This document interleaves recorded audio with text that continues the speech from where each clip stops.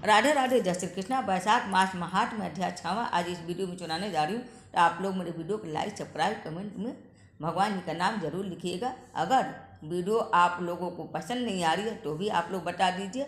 अगर आपको पसंद आ रही है तो आप लोग लाइक करते हैं तो इससे मुझे पता चल जाती है कि आप लोगों को मेरी वीडियो पसंद आ रही है। तो बोले विष्णु भगवान जी की जय।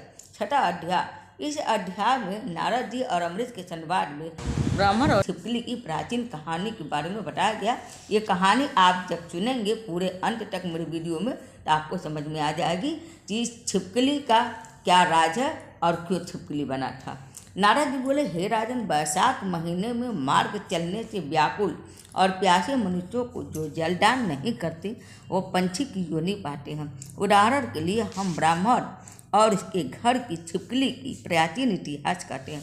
यह परम अद्भुत संवाद है। प्राचीन काल में उच्छ्वांकी के वंश में हेमांग नामक एक राजा हुआ। वह ब्राह्मणों का भक्त, अनिरटक, अर्जित शत्रु और जितेंद्रिय था। पृथ्वी में जितने बालू के कण, समुद्र में जितने जल के बिंदु हैं और आकाश में जितने तारागण हैं, उतनी गौ उस राजा ने दान की। उसने बहुत से यज्ञ किए। उन यज्ञों की कुशाओं से पृथ्वी पर कुशा ही कुशा दिखाई देने लगी तथा गौ, भूमि, तिल और स्वर दान से बहुत से ब्राह्मणों को प्रसन्न किया। कोई ऐसा दान नहीं जो उसने नहीं किया, परंतु हे राजन, सुख की इच्छा करने वाले उस राजा ने एक जलदान नहीं किया। ब्रह्मपुत्र महात्मा वशिष्ठ जी ने उसे जान भी कराया कि जलदान करो, परंतु उसने दुर्विधि और हेतुवाद से कहा कि जल तो बिना मूल्य ही मिलता है, इसे दान करने वालों को क्या फल मिलेगा। ऐसी अनेक बातें कही और ब्राह्मण को जल दान नहीं किया और कहने लगा कि अलभय वस्तु दान करने से पूरे मिलता है और यही ठीक भी है। वह राजा लूले, लंगड़े, दरिद्री और जीविकाहीन ब्राह्मणों की सेवा तो करता था, किंतु वेद पाठी, तत्वज्ञानी और ब्रह्मवादियों की पूजा नहीं करता था।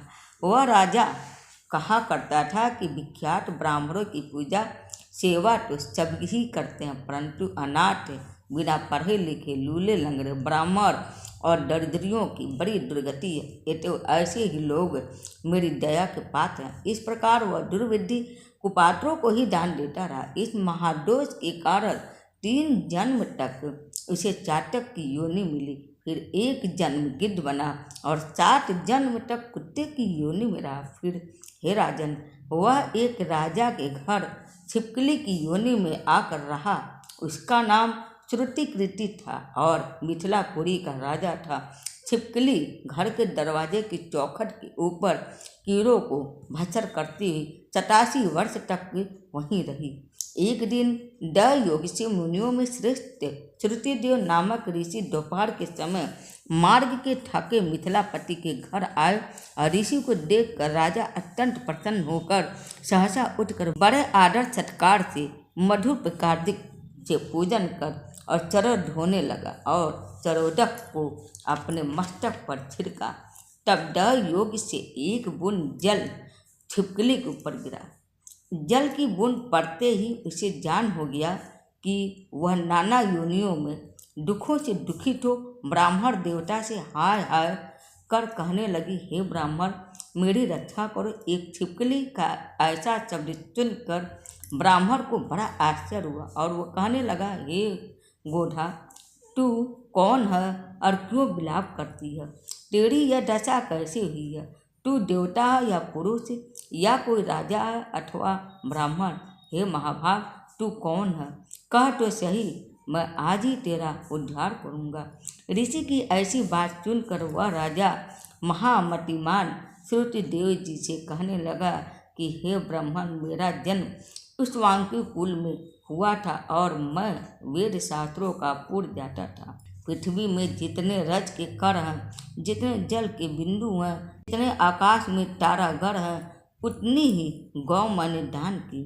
मैंने सभी यज्ञ किए, वापी कूप और तालाब बनवाए, अनेकों दान दिए और धर्म पूर्वक राज भी किया, तो भी मेरी ऐसी दुर्गति हुई और मुझे स्वर्ग ना मिला। 3 जन्म तक मुझे चातक योनि मिली और 1 जन्म में गिद्ध हुआ। फिर 7 जन्म तक कुत्ते की योनि पाई। अभी यह राजा आपके चरोदक को थिरक रहा था, तब एक बूंद छलकर मेरे ऊपर आ पड़ी। इसी के पढ़ने से पूर्व जन्म का स्मरण हो आया और मेरे सब पाप दूर हो गए हैं। हे दिजेश्वर, 28 जन्म तक मुझे छिपकली की योनि भोगनी पड़ी। तरह तरह की दैवी सृष्टि दिखाई देती है, अतः अब मैं इन जन्मों से डरता हूँ। हे दिजे, मेरी यह दशा कैसे हुई है, यह विस्तार से कहिए। यह सुनकर द्विज ने जान चक्षु द्वारा सब वृत्तांत को जान लिया और कहने लगे, हे राजन, मैं तेरी इस बुरी योनि का कारण कहता हूँ, चित लगाकर सुन। तूने माधव भगवान के प्यारे वैशाख मास में जल दान नहीं किया। तूने जल की सुलभ समझकर यह निश्चय कर लिया कि यह बिना मूल्य का है। अतः मार्ग में चलने वाले और धूप से पीड़ित ब्राह्मणों को जल दान नहीं किया, साथ ही सुपात्रों को छोड़ कुपात्रों को दान दिया। जलती ही अग्नि को छोड़ क्या कोई राख में भी हवन करता? प्राय बताते हुए सुगंधादि से युक्त कांटेदार वृक्षों का कोई भी पूजन नहीं करता है। सब वृक्षों में पीपल की ही पूजा होती है। तुलसी को छोड़ कटेरी का पूजन क्यों नहीं करते? पूज्यता के विषय में अनाथ की आवश्यकता नहीं है। लूले लंगड़े केवल दया के पात्र हैं, पूज्य नहीं। तपस्वी जाने वेदादि शास्त्रों की जाता है। ये विष्णु भगवान के स्वरूप हैं, ये तो वे सदा पूज्य हैं। इनमें भी जाने ब्राह्मण सदा ही भगवान विष्णु को अत्यंत प्यारे हैं। इसी कारण से जाने ही सदा पूज्यों में भी अधिक पूज्यतम है। और साधु महात्माओं की अवज्ञा इस लोक और परलोक दोनों में दुखदायी है। महापुरुषों की सेवा ही धर्म अर्थ मोक्ष का कारण है। ऐसे ही करोड़ों अंध जा कर्तव्य को नहीं देखते। ऐसे मंद आश्रम के लोगों की संगति से कुछ नहीं मिलता। वैसे ही जल में तीर्थ और मिट्टी अथवा पत्थर के बने देवताओं से भी तत्काल कुछ लाभ नहीं होता। ये तो बहुत काल में पवित्र करते हैं, किंतु साधु महात्मा दर्शन से ही पवित्र कर देते हैं। साधु सेवा से कोई सुशिक्षित पुरुष दुखी नहीं होता है। जैसे अमृत पान करने से जन्म मरण वृद्धावस्था आदि दुख नहीं देते। तूने जल दान नहीं किया, न साधुओं की सेवा की है। हे इक्ष्वाकु नंदन, इसी से तेरी यह दुर्गति हुई है। वैशाख में जो मैंने पूर्ण किया है वह तेरी शांति के लिए तुझे दूंगा।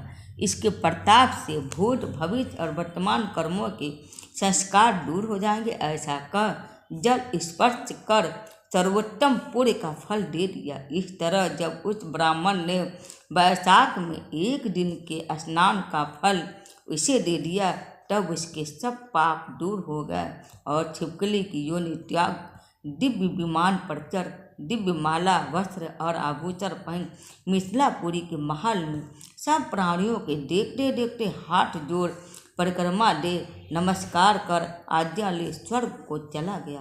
देवता लोग उसकी स्तुति करने लगे।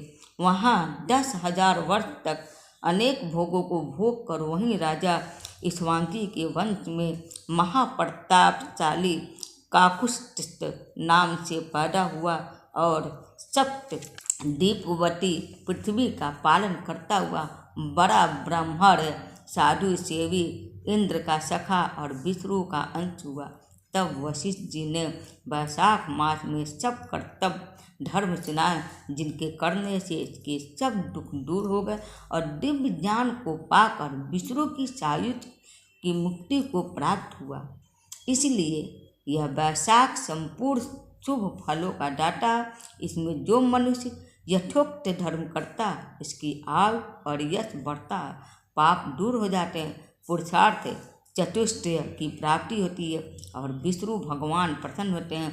ये तो ब्राह्मण क्षत्रिय वैश्य शूद्र के चारों वर्ण ब्रह्मचारी गृहस्थ वानप्रस्थ और सन्यास चारों आश्रम वाले मनुष्यों को वैशाख मास के कहे हुए कर्म करने चाहिए। बोलो विष्णु भगवान जी की जय। वैशाख मास महात्म्य अध्याय 6 संपूर्ण हुआ। उम्मीद है आप सबको मेरा वीडियो पसंद आया होगा।